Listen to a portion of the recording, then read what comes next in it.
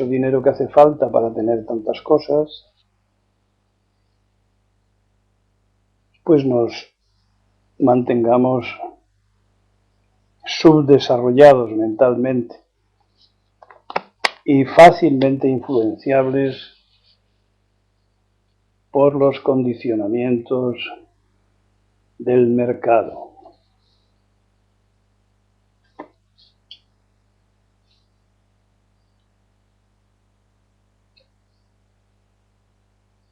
Y esta influencia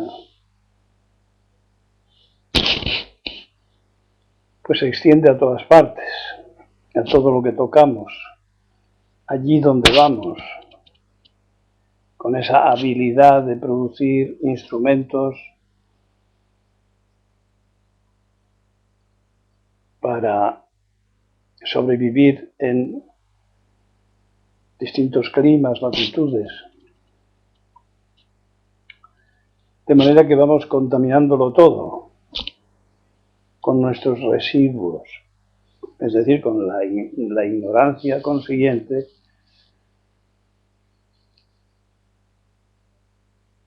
a producir residuos tóxicos. Como digo en los libros sobre el Buda doliente, pues no hay ninguna especie que ponga en peligro su medio ambiente, es decir, su supervivencia, la propia, pero sí esta especie. Un proverbio africano dice: la tierra no es un regalo de los padres, sino un préstamo de los hijos. La tierra no es un regalo de tus padres, sino un préstamo de tus hijos.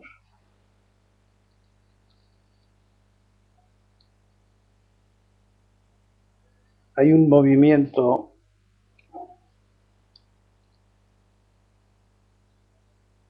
que pretende tranquilizar conciencias, o mejor dicho, conciencias sin pasar por la consciencia. Y me refiero a los zoológicos, cuyo pretexto es educar, porque se supone que lo que se conoce se ama y lo que se ama se respeta. Esta es una de esos silogismos, de esos razonamientos verdaderamente absurdos, que no tienen respaldo, porque no tenemos más que mirar a nuestro alrededor próximo y en fin, llamamos conocimiento a cualquier cosa. Por ejemplo, las anécdotas que la gente ve en los zoológicos, pero no se les enseña a reconocer la patología, las enfermedades de los animales encerrados, enclaustrados, privados de los estímulos de la naturaleza.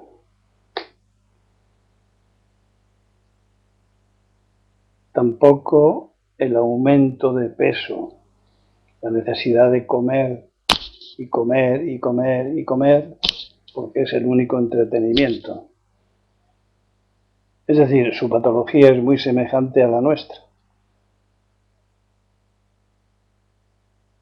Las anécdotas visuales no son conocimiento. La gente intenta estimular a los animales tirándoles cosas o dándoles más de comer.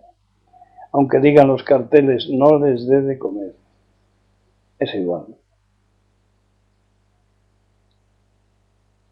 ¿Y qué es lo que podría mejorar la conciencia y la conciencia? La conciencia ética, moral. Pues me parece que la comprobación de la interdependencia que señala Buda, esa sí señala el camino, las interacciones ecológicas, entre todos, incluidos los humanos. Esa sí es una puerta de entrada al conocimiento.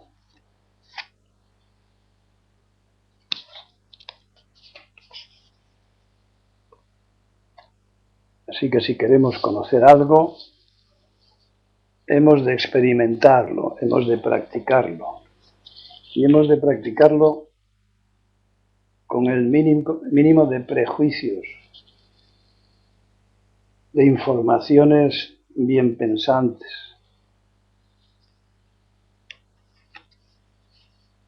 de ideologías preconcebidas. Y con esto estoy hablando de liberación, de libertad.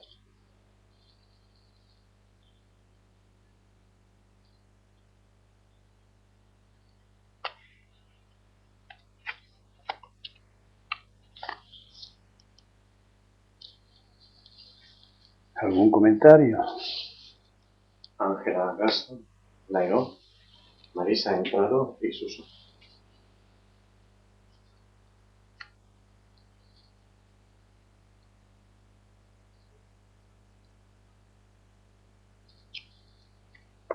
Ahora una pregunta. ¿Será posible practicar pensando o hablando? Me refiero a practicar las enseñanzas de Buda, del Zen. Naturalmente, sí. Pensando o hablando podemos practicar. El pensamiento o el lenguaje pueden ser práctica. Naturalmente que sí. Pero naturalmente, ¿qué quiere decir? ¿Qué quiero yo decir cuando digo naturalmente sí? Pues cuando evitamos el orgullo personal, lo egocéntrico, empezando por yo, las frases que comienzan con yo, creo, pienso yo, siento yo, proyecto yo, valoro yo, etc. Evitando lo no conducente. Lo no conducente, que como he explicado otras veces es lo que está enfocado en términos dualistas, términos de opuestos, como hablar del pasado y hablar del futuro. Hay que cortar esa repetitividad, esa afición adictiva, hablar de mi pasado, hablar de mis proyectos, hablar de mí, hablar del otro, otro dualismo, hablar de lo bueno y de lo malo, de lo sagrado y de lo profano.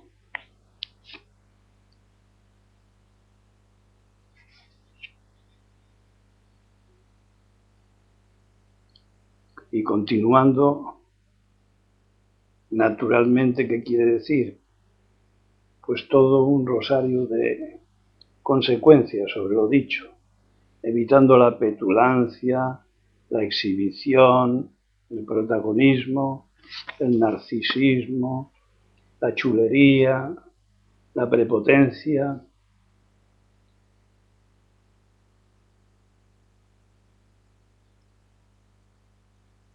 El desprecio, la violencia, los insultos,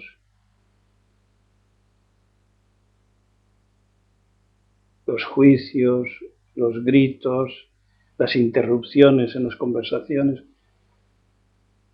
Todo esto que es una exaltación del ego y a la vez un refuerzo continuo, un sojuzgamiento del otro. Por lo tanto, se trata de aprender a hablar cuando se tiene algo que decir. No hablar por hablar.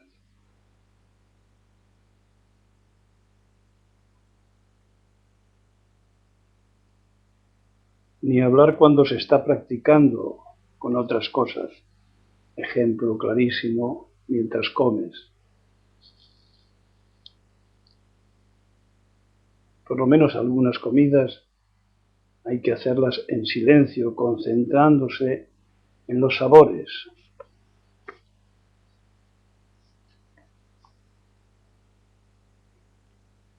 Y Buda enseñó que para evitar tanta complicación conviene estar más tiempo con uno mismo y menos en compañía.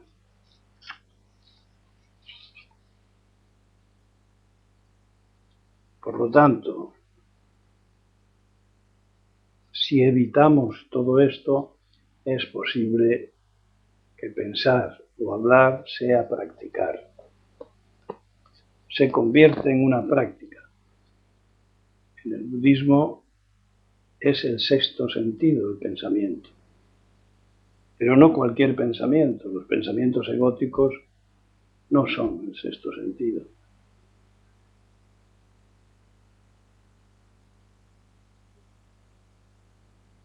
Los pensamientos dependientes de todas estas costumbres, adicciones, etc., pues no son práctica. Los que tenéis experiencia de la práctica del zazen,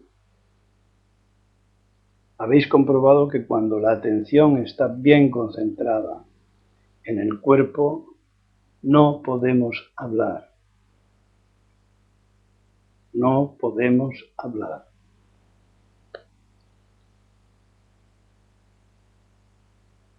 No podemos pensar.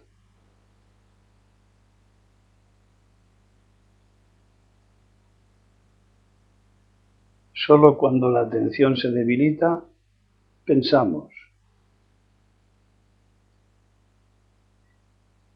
Y llega un punto de la práctica, de la realización, en que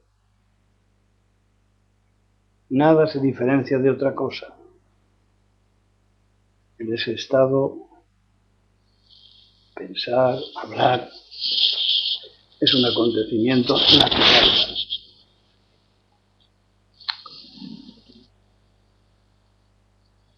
Y lo mismo ocurre con las demás prácticas. Si solo hacemos una sola cosa, no hay nadie para pensar. No hay nadie para hablar.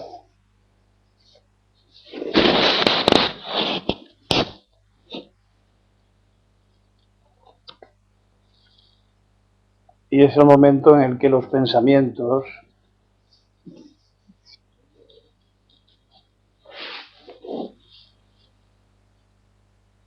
subirán a nuestra conciencia sin buscar, sin pretender, sin objetivos, sin ideas de ganancia. Cuando los pensamientos vienen sin pensar, después de un largo tiempo de práctica, podemos guiarnos de esos pensamientos.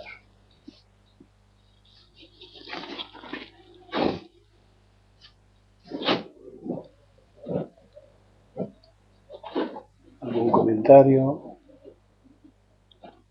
o pregunta?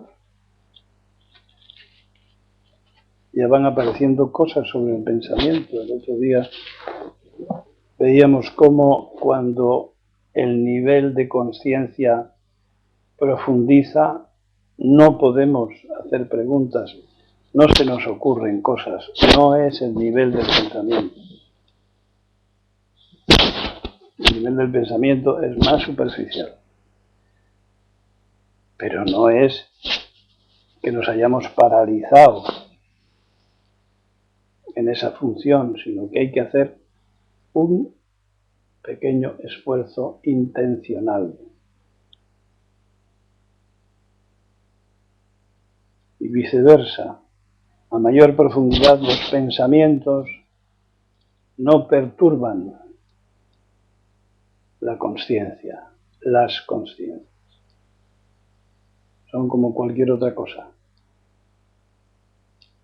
Tengámoslo en cuenta en el zazen cuando nos quejamos de que y yo continúo después de años teniendo pensamientos. Sí, pero fíjate que el sabor de los pensamientos es distinto.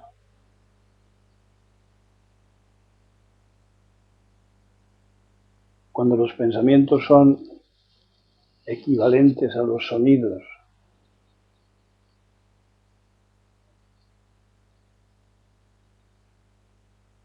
o a las sensaciones del resto de los sentidos, los pensamientos son pensamientos.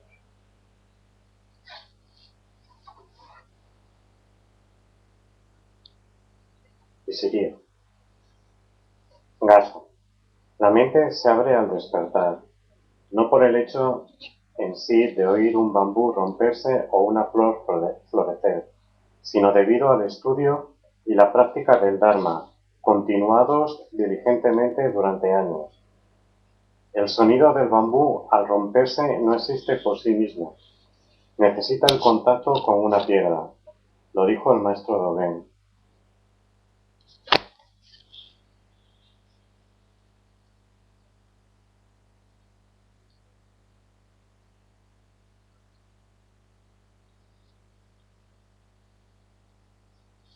Bosques tropicales. El 6% de la superficie terrestre ya ha sido destruida. La mitad de las especies también en 200 años.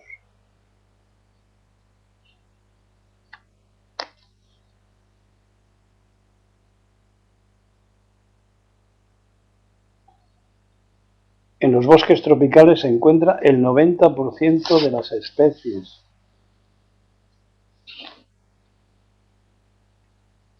Hace 500 años toda Europa era verde, España también. Fijémonos en las fotos por satélite y veremos que España está en proceso rapidísimo de desertización.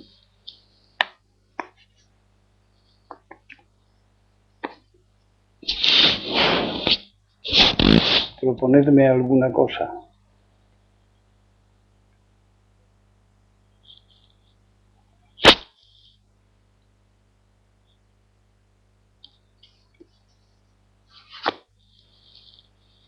Os insisto en que mandéis a Soken preguntas que se os ocurran durante la semana. Tenéis en la página web la dirección de Soken. Maite. Ante tanto horror, ¿qué podemos hacer? David, lo de que España se desertiza lo vio por la ventana. ¿Qué podemos hacer? Esto es como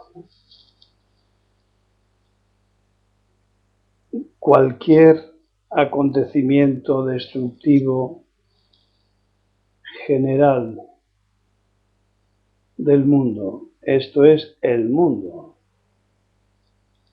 Y lo único que podemos hacer es rechazarlo y rechazar lo de mundanos que somos. La proporción de mundanidad que tenemos. Eso es lo que sí está en nuestras manos. Lo demás se nos escapa. No llegamos ahí ni por el arte, ni la política, ni los fundamentalismos, ni los destructivismos de cualquier especie. Que no son más que intentos de los egos, del ego propio, de lanzar cortinas de humo para no mirar hacia adentro. El Zen no es misional. Sin embargo, si empezamos por ocuparnos de nosotros mismos,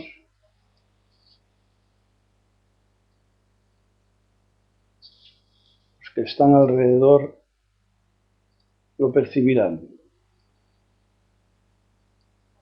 Se pueden transformar pequeñas cosas. Pero como ayer os decía, si no pasamos la antorcha al menos una vez, nuestra vida no habrá sido completa.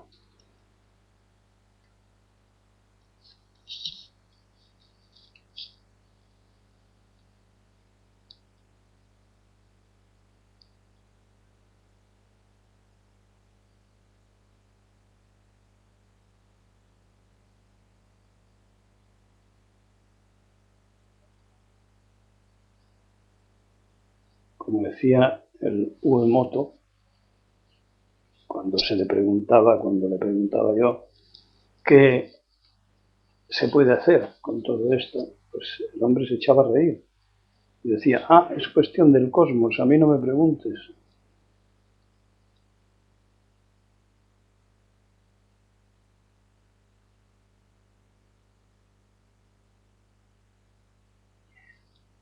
Añadamos que los cambios forman parte de la naturaleza. Es decir, pueden ocurrir muchas cosas cuando la naturaleza se une para protestar.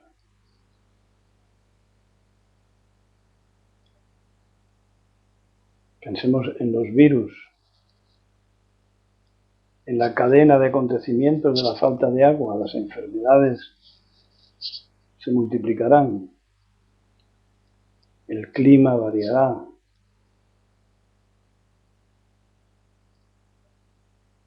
Cosas tan aparentemente ínfimas como la desaparición de las abejas, pues pueden desaparecer los árboles. Y sin los árboles no podemos existir.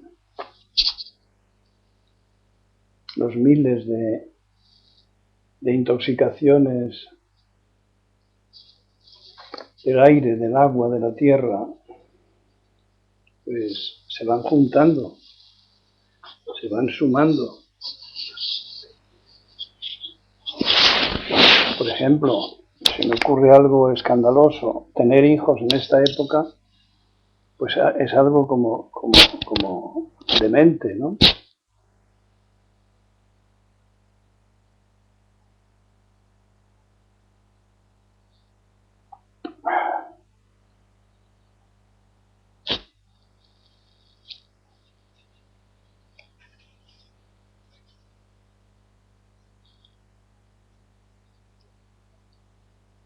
No sabemos educarnos a nosotros y vamos a saber educar a otros. Es uno de los muchos objetivos sin sentido. Lola ha entrado y Lucín huyó, además con tanto niño grande. Claro.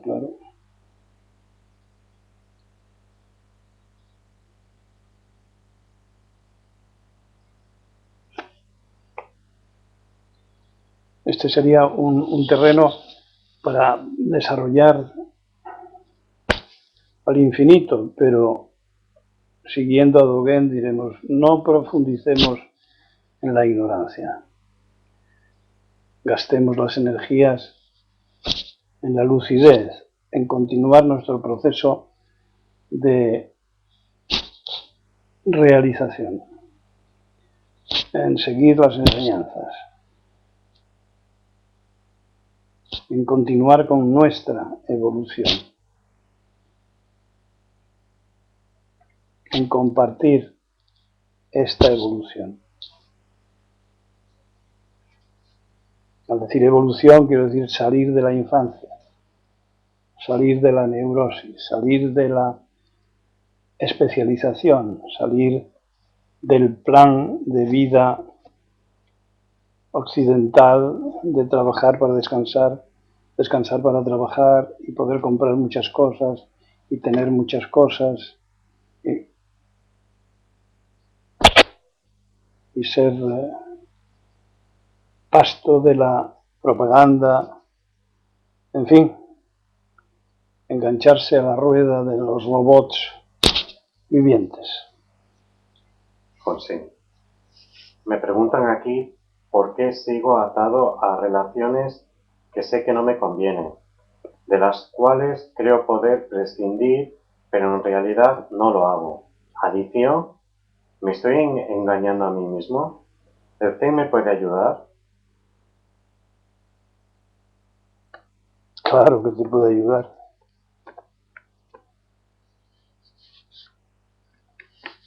Hay que desmontar al personaje ese que está atrapado en relaciones que no te convienen. Pero ¿qué es convenir?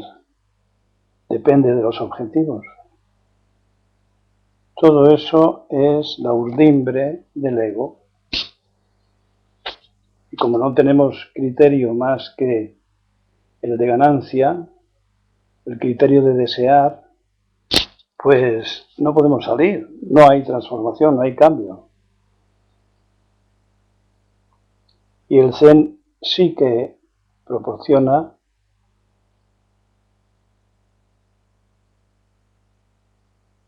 la información adecuada para el cambio.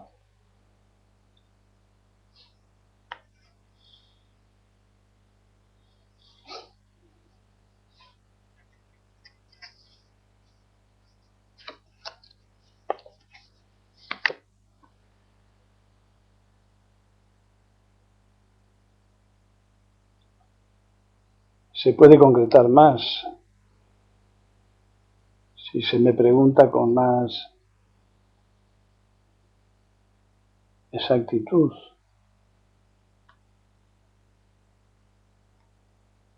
El Zen puede ayudar a todo el mundo, dicho así en general, pues a todo el mundo que esté en estado de infradesarrollo mental.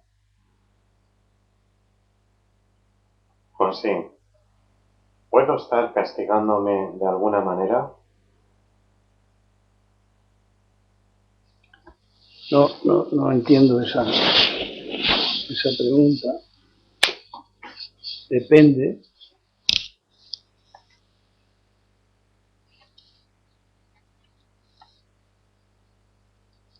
Para poderse contestar a todas estas preguntas, uno tiene que practicar, porque de la práctica salen las contestaciones.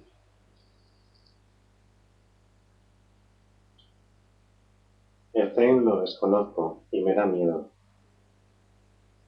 ¿Eso quién lo dice? Pues sí, pero no habla por ella. Ya, por alguien. Ya.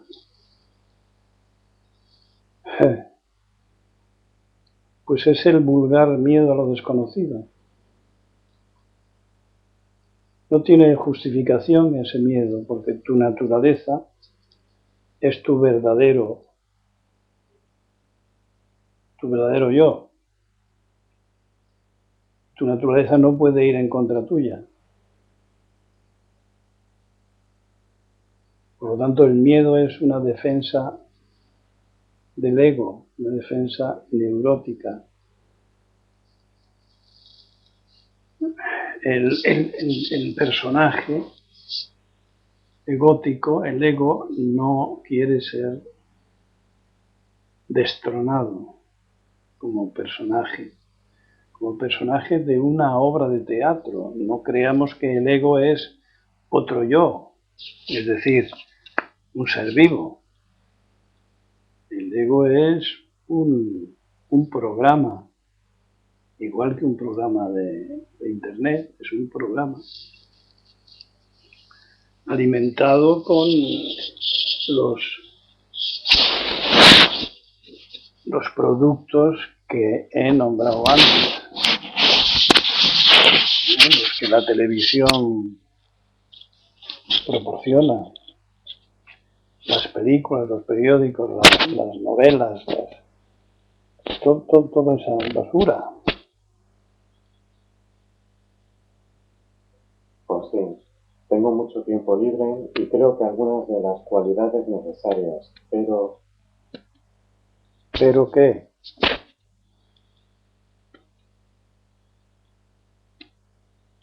¿Pero qué? No que te quedes al borde, pero que tienes miedo ya lo has dicho. Ahora hay otra cosa, pero, pero, sí, pero, bueno, pues sigue en la enajenación y el sufrimiento.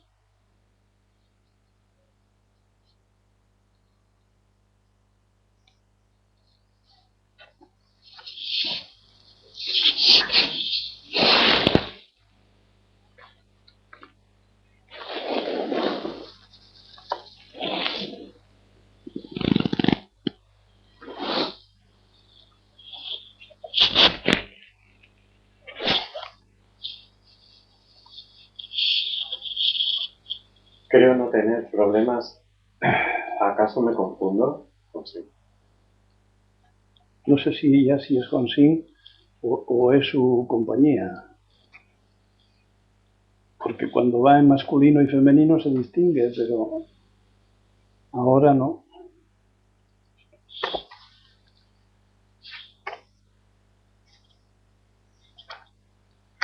Con respecto al miedo, Es acompañante.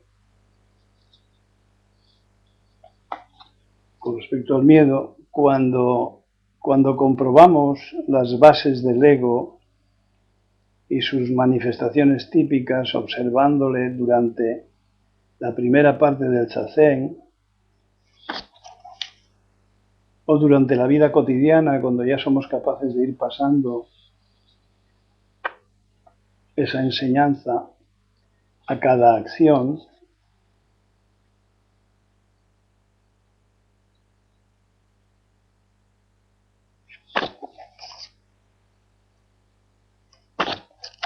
es decir, cuando se va comprendiendo el ego,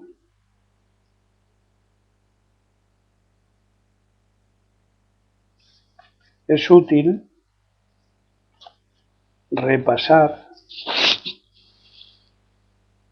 la tipología de los estados condicionados de la consciencia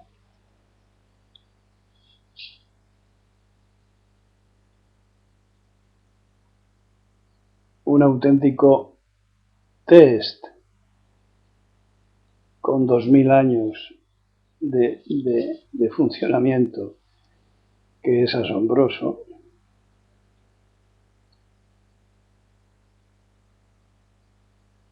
en lo que se refiere a la agudeza de esta tipología, que la tenéis en el prólogo del Sobogenzo.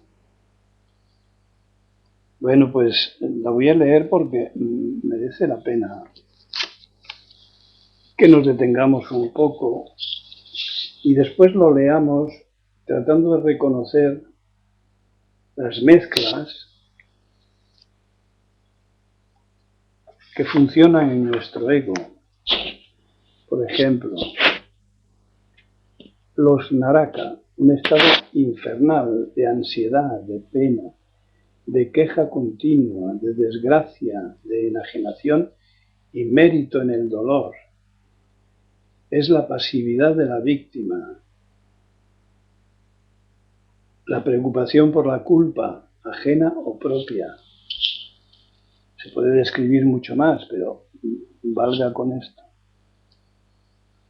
Es decir, hay personas que están enganchadas a esas manifestaciones de pena, ansiedad, queja continua.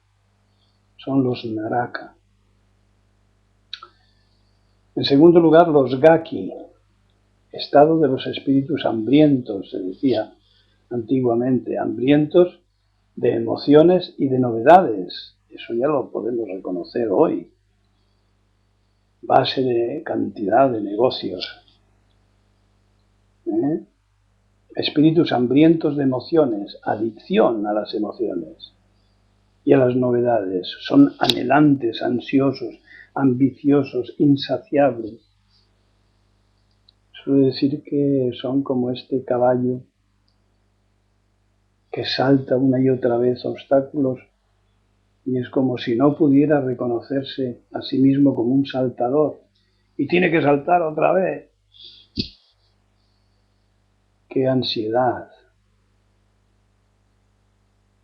En tercer lugar, los chi-ku-so, estados animales, instintivos, sensoriales, primitivos, de una supervivencia en la que todo justifican. Sexo, propiedad, comida, estados instintivos, sobre los que su ego rueda y se desarrolla y se alimenta. Los chi-ku-so. Cuarto, los asura. Son los guerreros, luchadores, en perpetua confrontación, necesitados de vencer, de ganar, sacrificándolo todo, buscapleitos, vengativos, astutos. Los asura. Los ningen, seres humanos, estos ya llegan a humanos, dualistas, de doble cara, doble moral, contradictorios, ambivalentes, salvadores,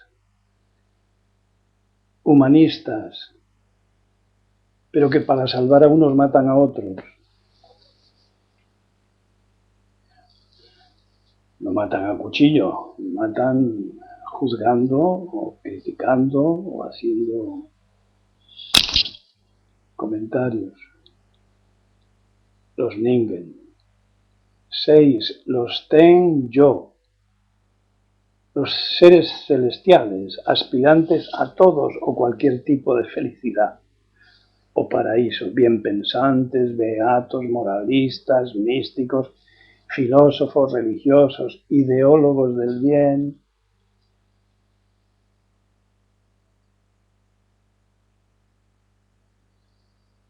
Los ten-yo. Ahora los somon, los esravacas de la antigüedad. Son los auditores, los que entienden las 4 nobles verdades, escuchan el Dharma, leen los sutras, creen dogmática, fanáticamente.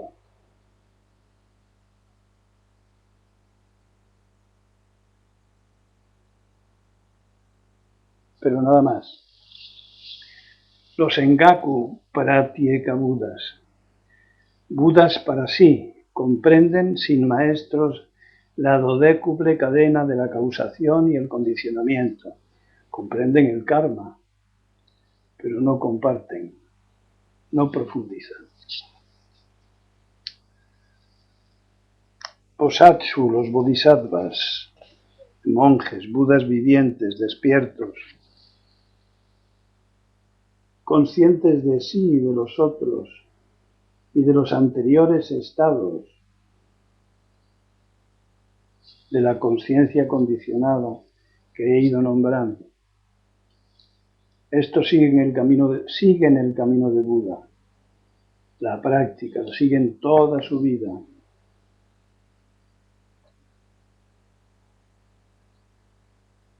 Ayudando a pasar corriente a otros. Es decir, sí comparten. Son los lúcidos que viendo los anteriores estados los transforman en vitalidad. Y por último, los budas.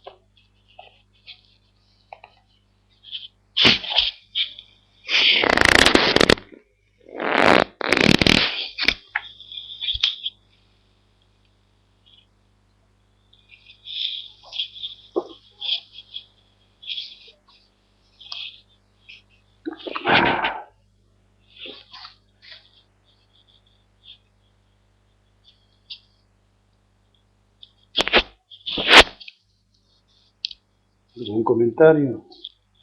Maite Gaso.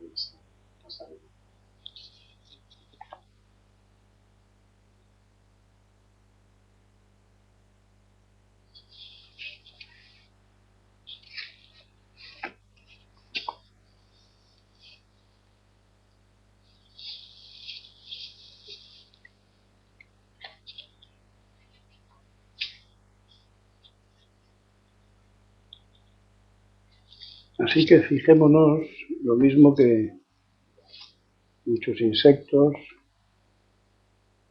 que pasan de un estado a otro, de huevo, gusano, crisálida, mariposa, pues los seres humanos podemos escalar toda esta serie de secciones y quedarnos en cualquiera de ellas, porque yo soy así, porque el que me quiera, que me coja, el que no, que me deje, ¿eh? Yo soy así, yo soy así, yo soy así, es que es así como soy, en fin, en un estado de ignorancia llamativamente grueso, ¿no? No les cabe en la cabeza la transformación, ni participar, dirigir su propia transformación, al menos su propia apertura de mente, para que alguien les enseñe.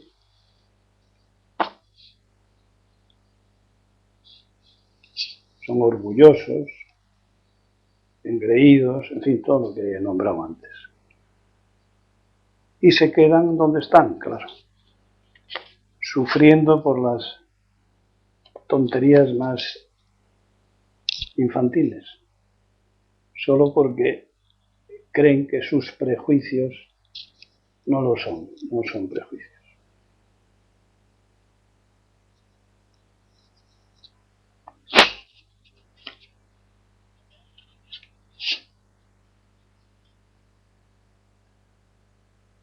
No hay ningún ignorante que esté dispuesto a reconocer que lo es. Esto es común a todos los ignorantes. Uno de los tres venenos, la estupidez, la cerrazón mental. Yo por mí mismo. Bueno, vamos con otra cuestión, si no me preguntáis nada.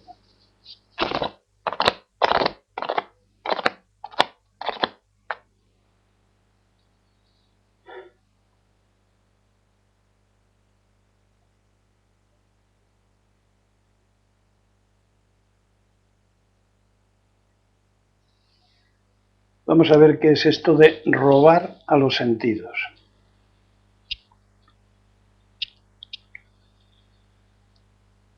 La mente que piensa, ese ego, es interventora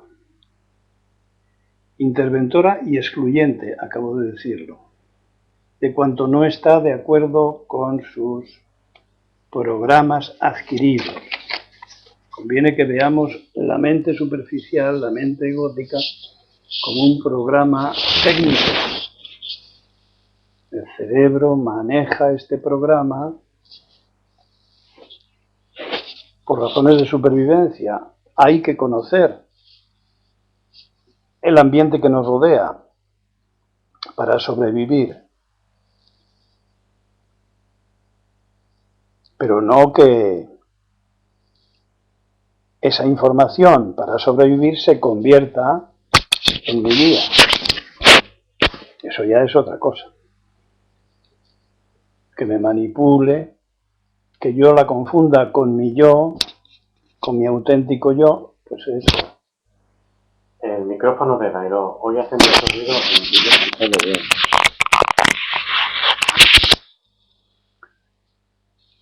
Bien.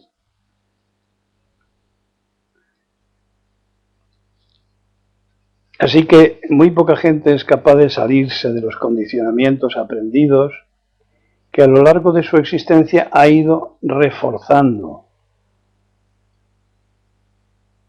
Es decir, cada vez que aceptamos a nuestro ego, que ahora está muy fuerte.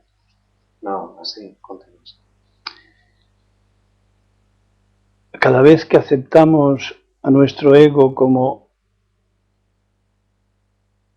si fuera nuestro verdadero yo, le estamos reforzando, actualizando.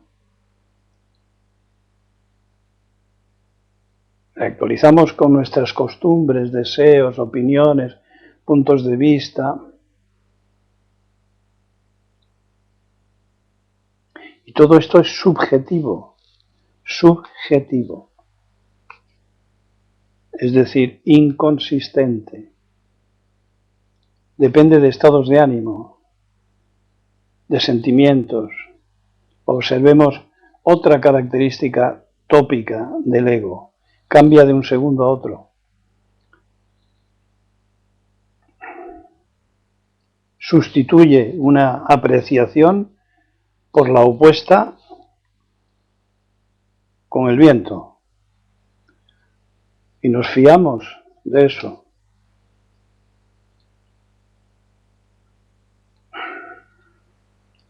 De manera que el primer robo es la interpretación de las sensaciones. Es decir, nos llegan las sensaciones que emite un objeto, oído, gusto, olfato, tacto, etcétera, nos llegan y son interpretadas por ese ego. No son percibidas directamente, puras, limpias, tal y como son. No, son interpretadas, seleccionadas, eliminadas, neutralizadas, aceptadas, reforzadas, unas, otras. Es decir, una auténtica jaula a la que llamamos karma.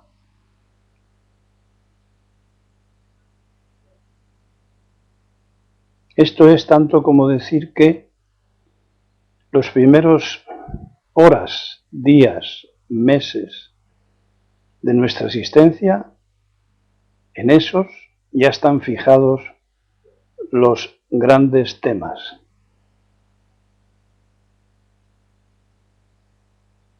Las maneras, las sensibilidades, los objetivos. Un ejemplo que estoy presenciando en este momento. En un documental sobre delfines,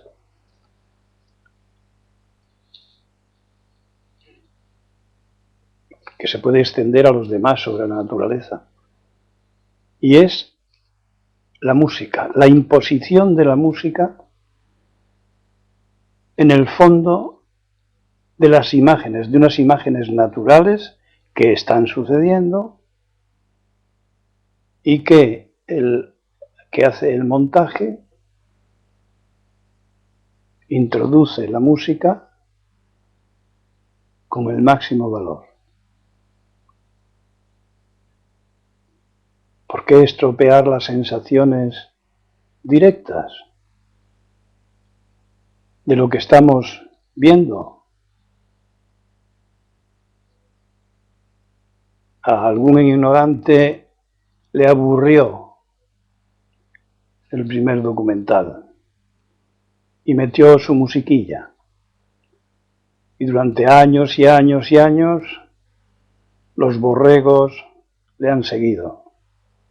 Ni se han planteado eso de prescindir de un ruido extraño a la naturaleza. Esto es falsear la percepción. Gato por liebre, decimos por aquí.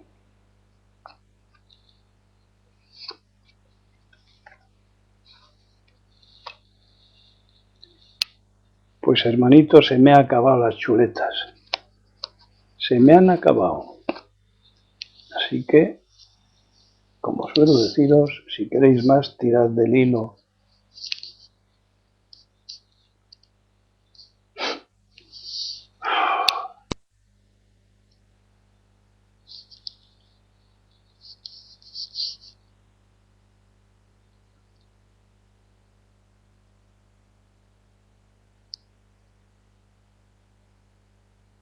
David. A mi lado se encuentra Remedios, Reme. Dice que, ¿cómo es que tener hijos hoy en día es de dementes si tengo que seguir mi propia naturaleza?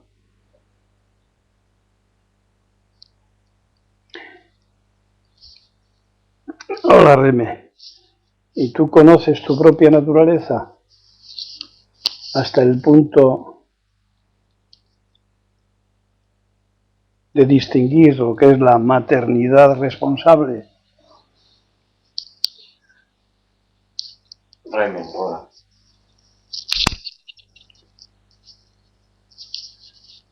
¿Tendrías hijos en un gueto? ¿En un zoológico?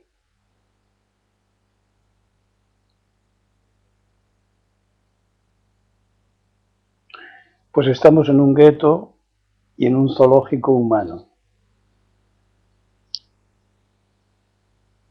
Me parece que no lo ves así, lo cual está muy bien. Pensemos cada uno según nuestras necesidades. Pero distinguimos entre necesidades y deseos.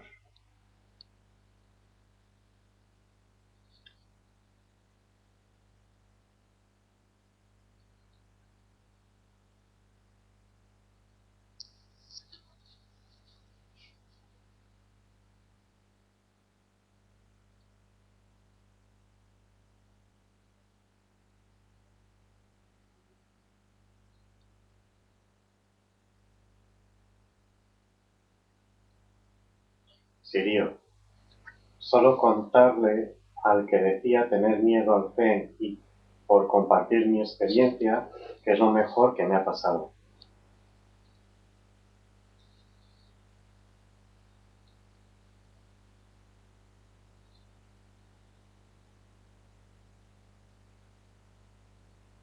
Pedegas.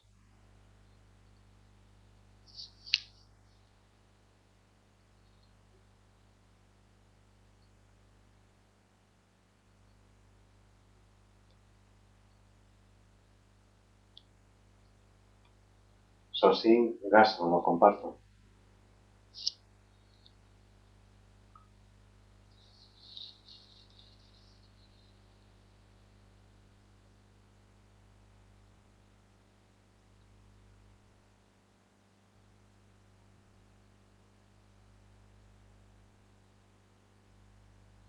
Afinando un poco, a los que afirmáis que es lo mejor que os ha pasado,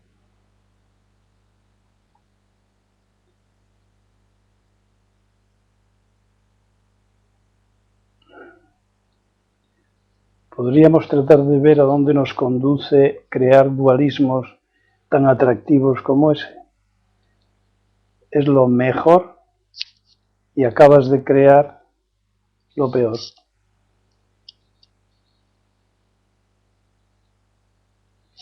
Dices lo mejor fundándote en el pasado. Segundo error. No conducente. Se entiende, pero si no aprendemos a salirnos de los cauces egóticos, trataremos de entender el Dharma, las enseñanzas de Buda, con el ego. Le traduciremos al idioma egótico, creyendo que hemos comprendido.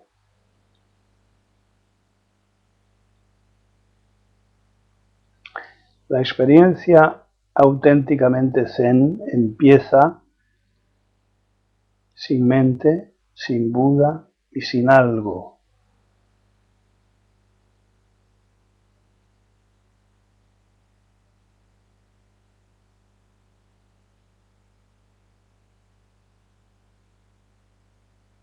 David. Reme se ha quedado muda. Dice que ponga lo que quiera. Gasto, Dairo. Que ponga lo que quiera. Sí. ¿Qué es eso? ¿Entiendes tú eso? Yo no. Que ponga lo que quiera. Dime, David, ¿qué es? que ponga lo que quiera.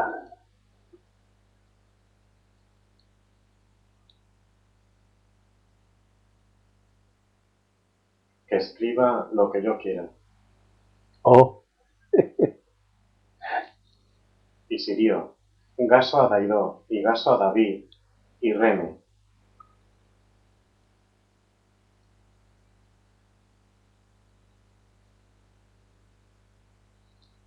Sosín, solo a través de la práctica Zen, ésta ha podido experimentar su propia naturaleza.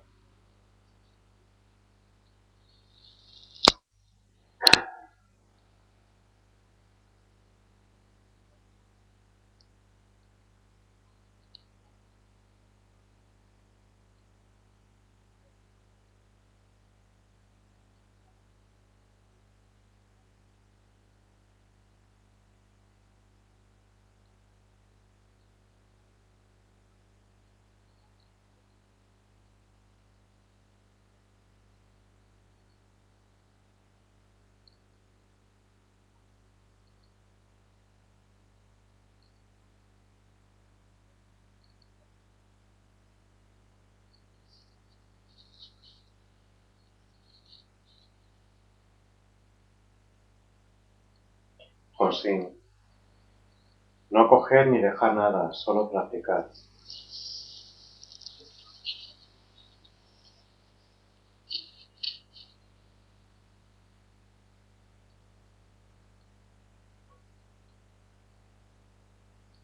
si coges o dejas,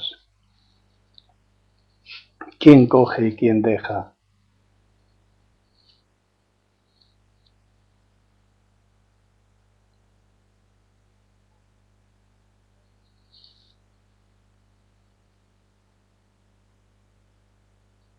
Ángela, no objetivos a largo plazo.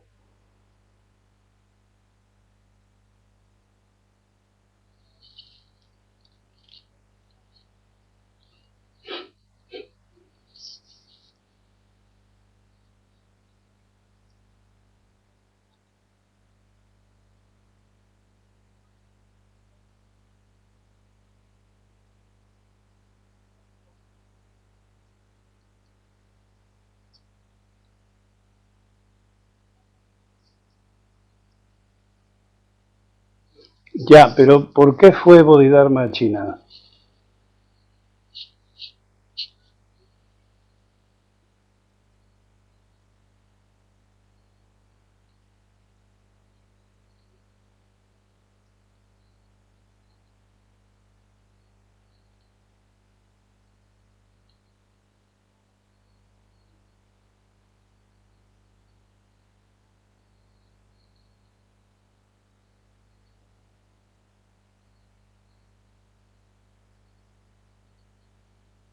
Josín, a buscar algo.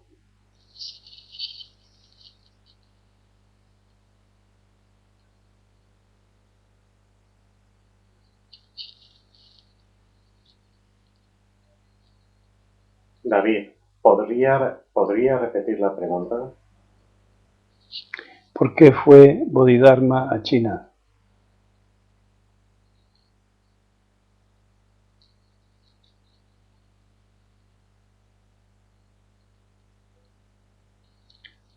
No os molestéis en buscar respuestas intelectuales. Esta es una pregunta clásica. Cuando se habla de demasiados absurdos, pues los maestros decían eso. Sosín, a predicar el Dharma. No, es una respuesta intelectual esa, histórica.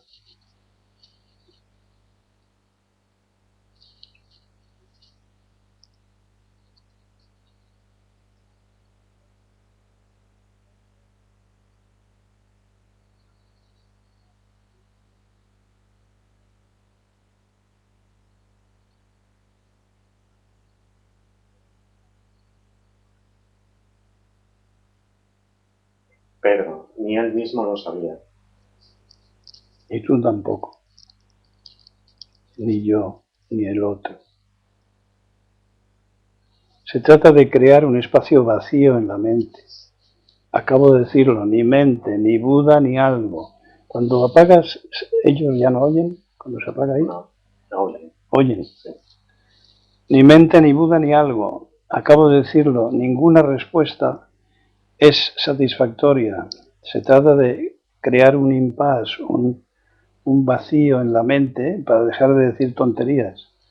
Tonterías intelectuales, tonterías repetidas, tonterías racionales, todo eso. Todo eso no tiene nada que ver con la propia naturaleza. Y Sirio, ¿es como salirse por la tangente? No, eso sería una estratagema. Pues sin caso, David, es un sartenazo en la cabeza. Si dices lo que es, parece que lo sabes.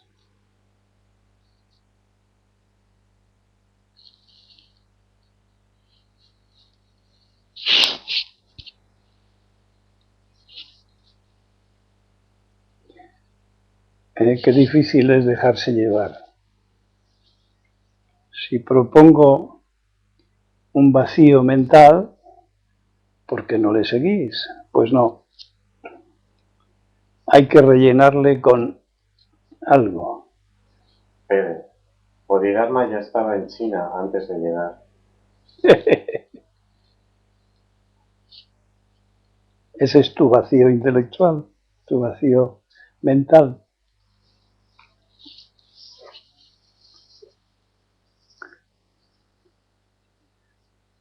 Un vacío mental no es, como decía el otro día alguien, un acertijo. Un koan no es un acertijo.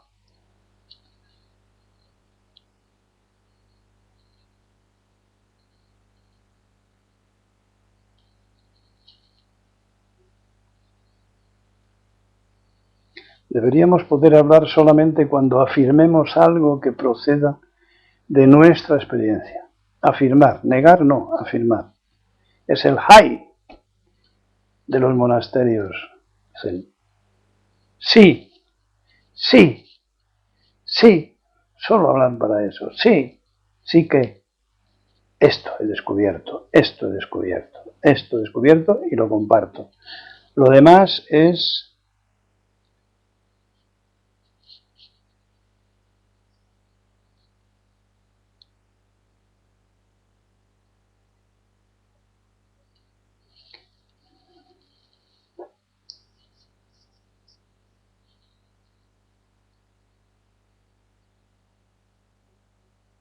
Fui. El punto de inicio es desde el ego, ya que no conocemos otra cosa, pero aún queriendo librarnos de su tiranía, él se cuela intentando llevar las riendas. El truco es cortar cada vez que se cae en la cuenta de que se cuela volviendo la atención a la práctica, a la postura y a la respiración. Y momento a momento el ego va retrocediendo, hasta que llegue el momento que caminará junto a la propia naturaleza.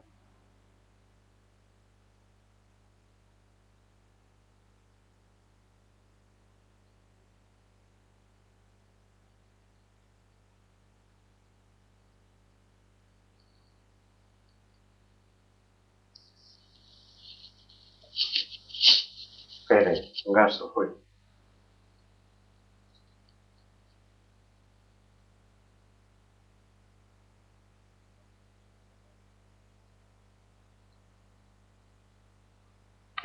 ¿Quieres leerme quiénes están? Dosín, Cubió, Ángela, Marisa, Isirio, Pedro, Alex, Sincal.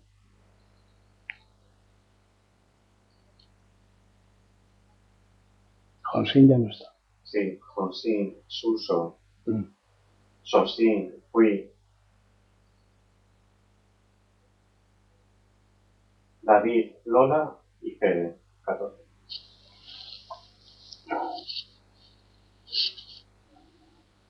Lola. Es nueva esta.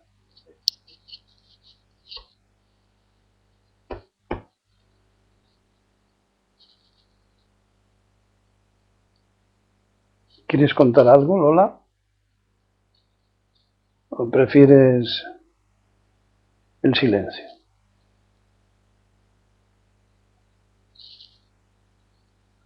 Lo y Sirio. Lola es la primera vez que se conecta, es amiga. Mm.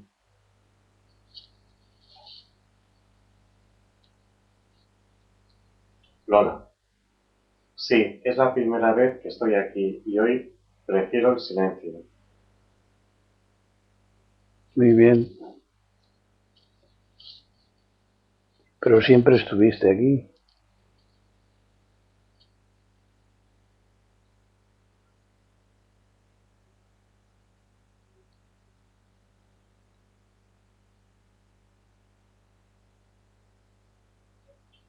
Lola, tal vez. Es decir, tú contigo.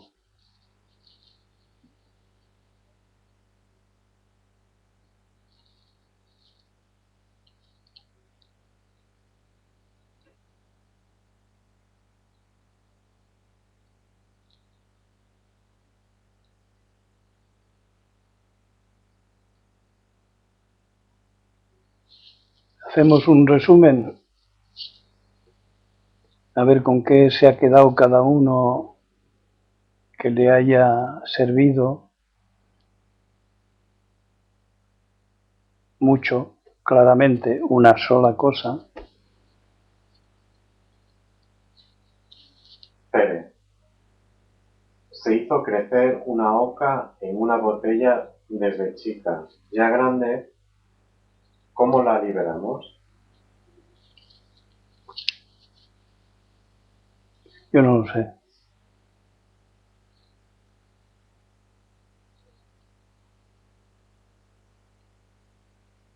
Yo no lo sé desde sé. Se hizo que... Pues desde sé ya me perdí.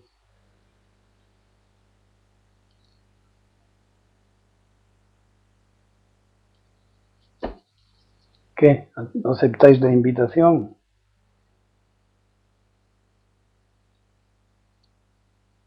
Dosik incurrió. Tener hijos hoy en día es como tenerlos en un zoo o un gueto. Pere, yo la hice crecer.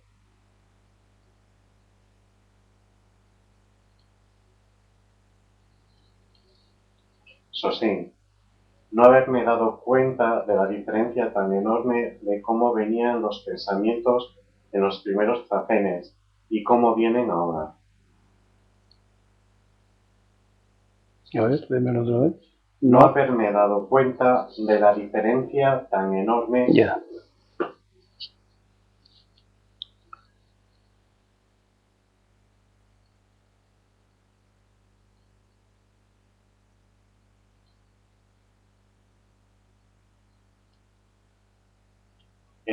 En recordar los 3 venenos del Zen.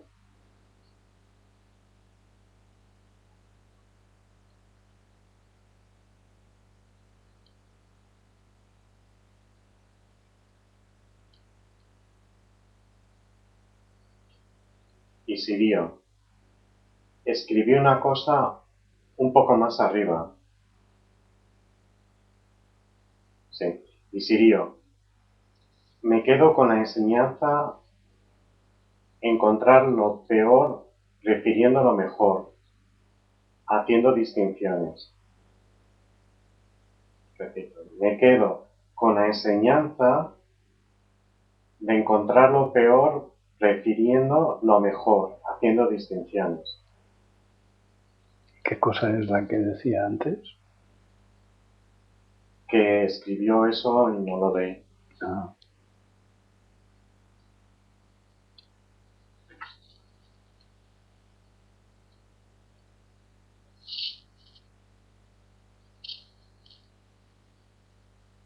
Shinkai. La experiencia Zen comienza sin mente, sin Buda y sin algo. Pedro. Yo he entendido que hay que hacer lo que hay que hacer y poco sirve repetir las frases fundamentales.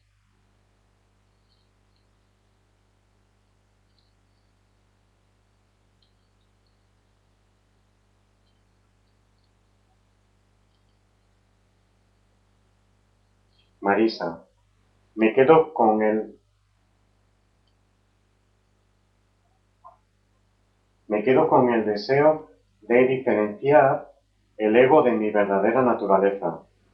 David, este se queda con lo de no sabemos aprender a aprender, que lo cogí al final y con lo del silencio mental. Suso, cada momento es único, siendo un poco tramposo la comparación entre momentos distintos. Dosín y Cuvió, Dosín. Ver cómo escuchar el Dharma me reprograma. Ángela, me quedo con evitar lo no conducente. Fui, me quedo con Bodhidharma en China. A ver, Marisa. Me quedo con el deseo de diferenciar el ego de mi verdadera naturaleza.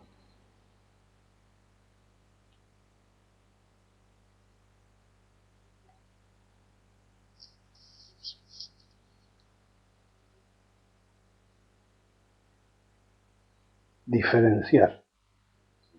Ahí hay dos. Y deseo. Deseo de diferenciar.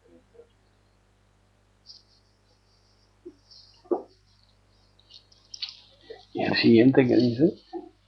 David, este se queda con lo de no sabemos aprender a aprender, que lo cogí al final y con lo del silencio mental. ¿Y lo de aprender a desaprender?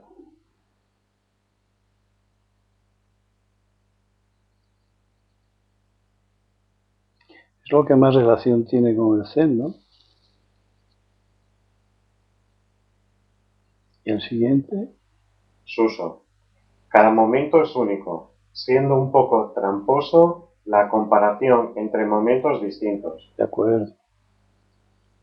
¿Otro? Dosín, ver cómo escuchar el Dharma se reprograma, me reprograma. Ángela, me quedo con evitar lo no conducente.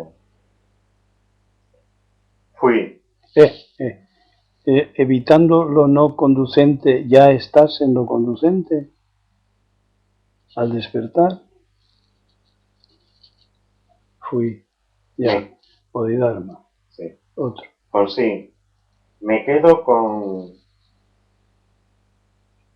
Lola. A mí me gustó lo de aprender a desaprender. Con sí, no consigo escoger en este momento. Fede, no me quedo con nada, tampoco lo dejo.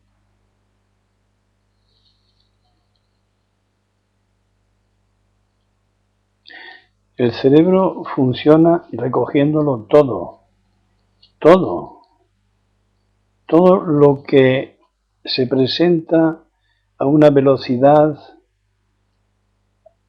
de menos de una décima de segundo. Por lo tanto, amigos míos, os habéis quedado con todo. Y ese todo es la trampa de los maestros Zen.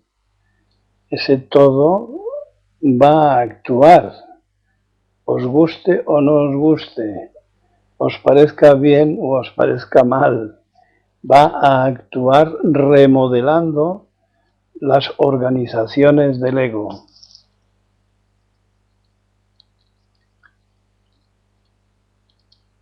Esto es el resultado de escuchar el Dharma. Escuchar el Dharma transforma de una forma a otra. Sosín Gaso. Y sirió Daitai Sampai. David Gaso.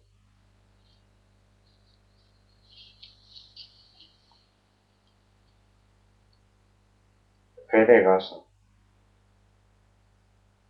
Dosín y Kugyo Gaso. Konsin Sampai. Ángela Gaso Daido. Fui Gaso.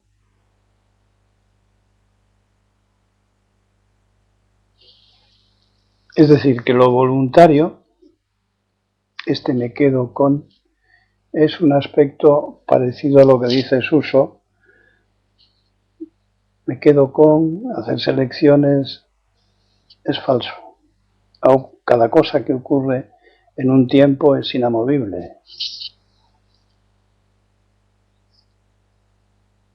Así que me estoy refiriendo a una selección, una elección que el ego hace de algo que le ha llamado la atención, pero probablemente sin reflexionar.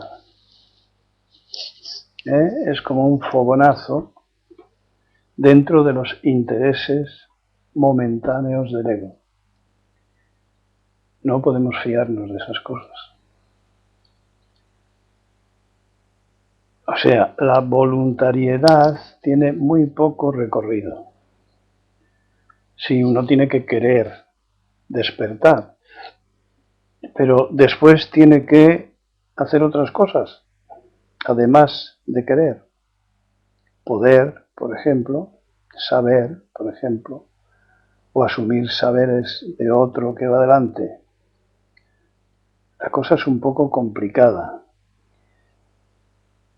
El único problema es tener una mente abierta o no. Estar envenenados por la estupidez o no. Estar terminados, cristalizados, cerrados o no.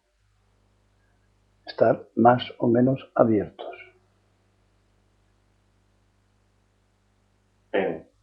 ¿De todo ello dependen los altibajos de la práctica?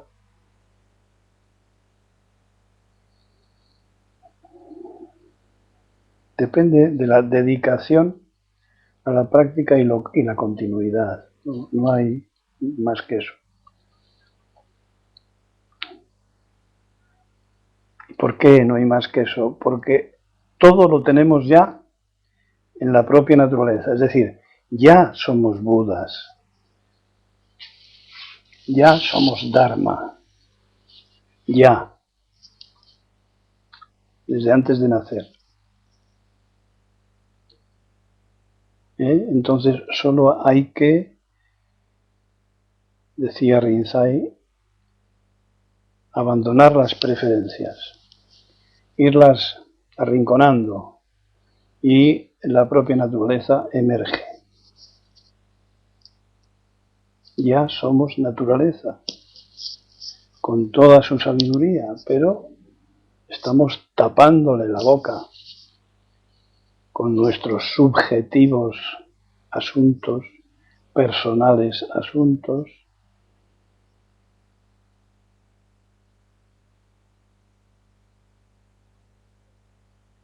Por eso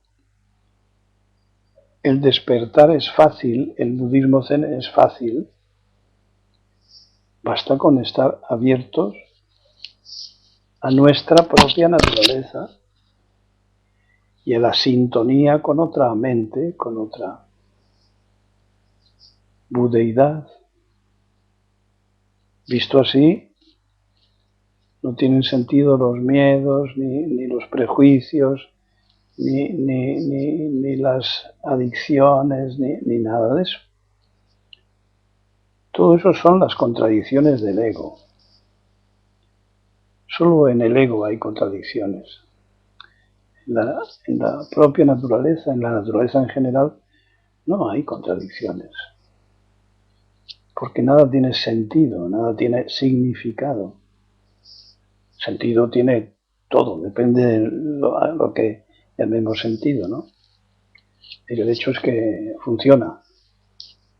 Ese es el hecho, la acción. Fede, ¿qué es la propia naturaleza? Yo no lo sé. Es como preguntar qué es la vida, yo no lo sé. Hay que vivir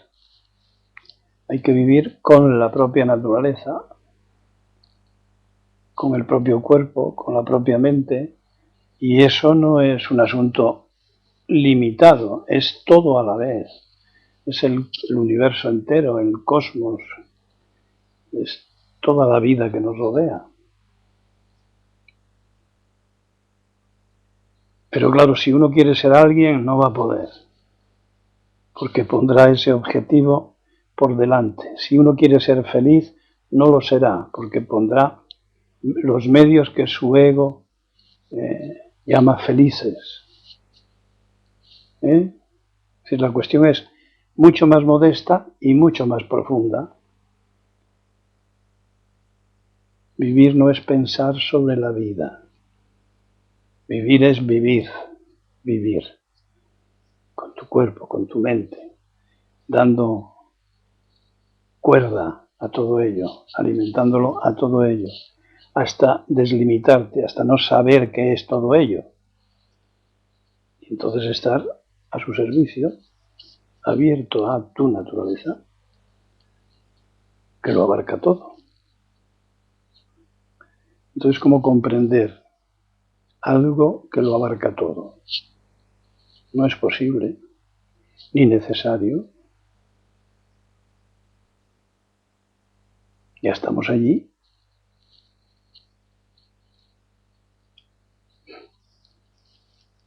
Eso es un defecto del ego. Quiere comprender para manipular, para manejar. No. Buda era tan sabio que nos dio solo 4 golpecitos para situarnos entre 2 orillas. El resto, él sabía que lo teníamos todo.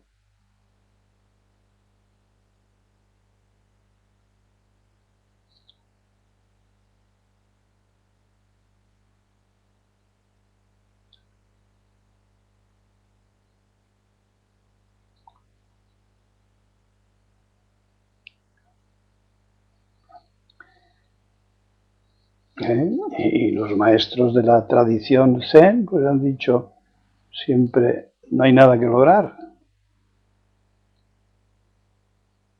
La mente lúcida es la mente ordinaria.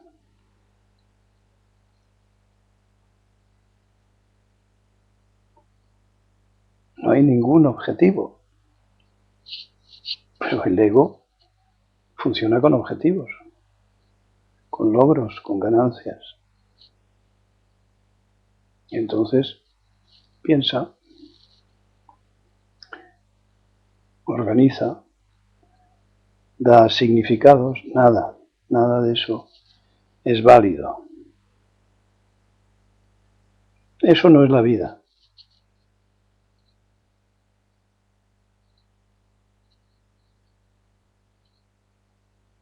Pede gaso da yoyi.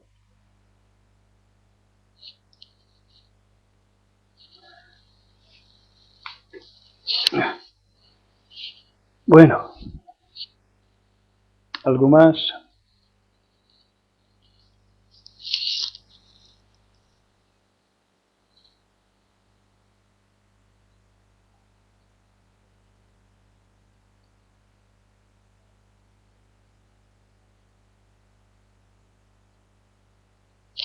Pues lo dejamos aquí hasta el próximo viernes.